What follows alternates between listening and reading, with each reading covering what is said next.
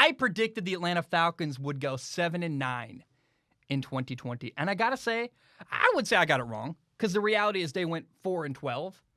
And it's pretty funny to go back and read the comments on my YouTube video making the original prediction, the 7-9 video.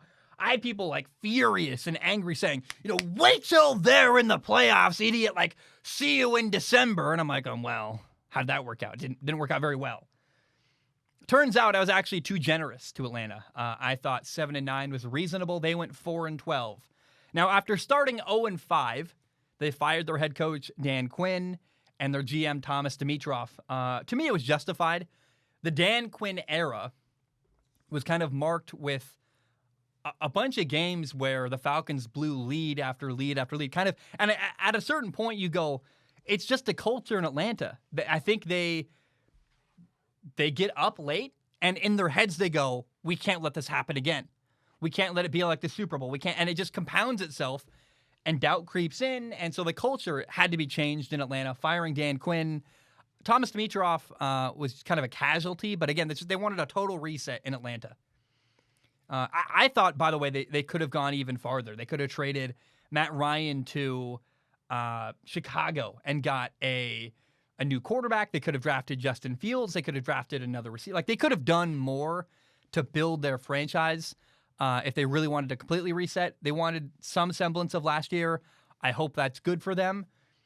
After the season ended, the Falcons hired Arthur Smith to be their new head coach. He was the Titans offensive coordinator in Tennessee. And I remember watching Tennessee last year thinking, their passing game needs to evolve and kind of take a next step forward. And it's very possible that Arthur Smith would tell you, and it kind of felt like the personnel was holding Tennessee's offense back from doing that.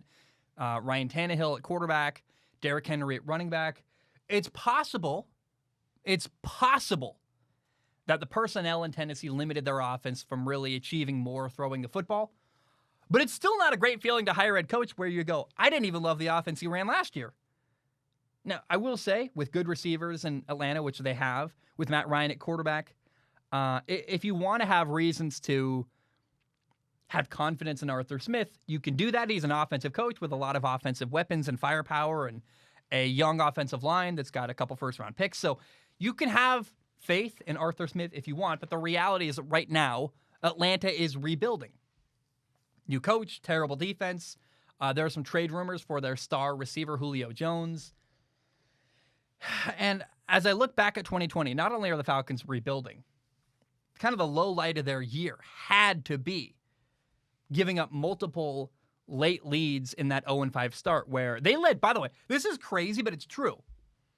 Atlanta led Dallas 39-30 at the 2-minute warning and lost 40-39. It was an onside kick, I get it, but it's crazy how awful that is. Like, man, blew that late lead. They blew a lead in the last minute to Chicago.